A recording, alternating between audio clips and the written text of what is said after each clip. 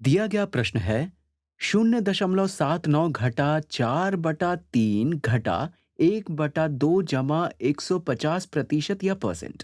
यहाँ पर चार अलग अलग संख्याएं अलग अलग प्रारूप यानी कि फॉर्मेट में लिखी हुई हैं। यहाँ पर एक दशमलव यानी कि डेसिमल संख्या है, दो भिन्न संख्याएं यानी कि फ्रैक्शंस हैं और 1% संख्या यानी कि परसेंटेज है। इसलिए इन्हें हल करने का सबसे आसान तरीका ये है कि इन्हें एक फॉर्मेट में लिख लिया जाए। और मेरे विचार से इसे हल करने के लिए सबसे आसान फॉर्मेट ये है कि इन सभी संख्याओं को भिन्न यानी कि फ्रैक्शन के रूप में लिख लिया जाए।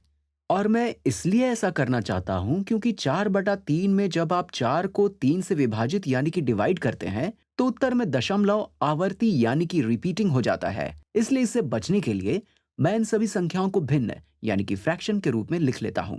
तो 0.79 को 79/100 के रूप में लिखा जा सकता है।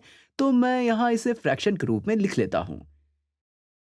उसके बाद यहां पर -4/3 है और उसके बाद यहां -1/2 है और अंत में यहां पर मैं यहां अलग रंग से लिख लेता हूं। अंत में यहां पर 150% है।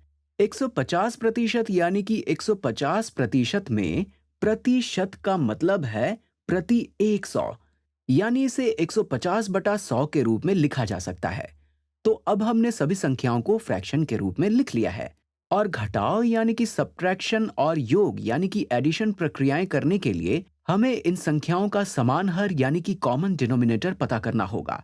तो 100, 3, 2 और 100 का लघुत्तम समापवर्तक यानी कि लीस्ट कॉमन मल्टीपल क्या होगा?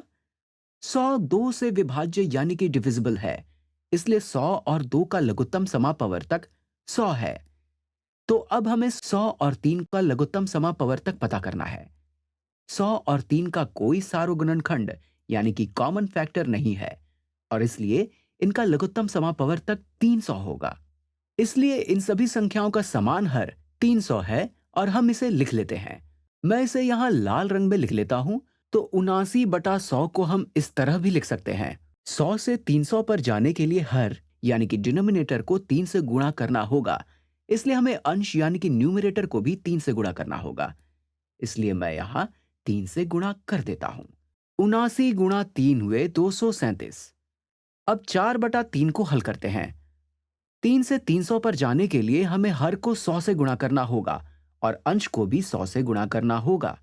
1/2 में 2 से 300 पर जाने के लिए हर को 150 से गुणा करना होगा और अंश को भी 150 से गुणा करना होगा।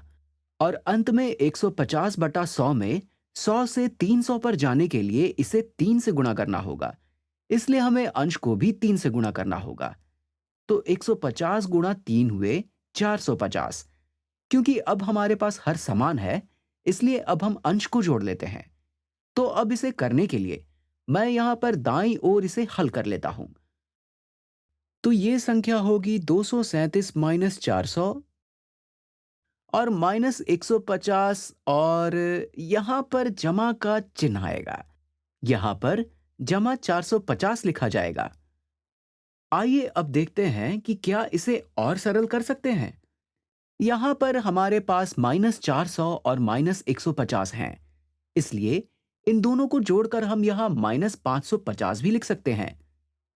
अब हम पॉजिटिव 237 और पॉजिटिव 450 को जोड़ लेते हैं। या हम ऐसा भी कह सकते हैं कि नेगेटिव 550 और पॉजिटिव 450 को हल करने पर -100 प्राप्त होता है। अब यहां पर 237 घटा 100 हुए 137। तो यहां पर अंश की संख्या 137 है और हर की संख्या 300 है। और मेरे विचार से इसे और अधिक सरल नहीं किया जा सकता। तो इस प्रकार हमारा उत्तर 137/300 है।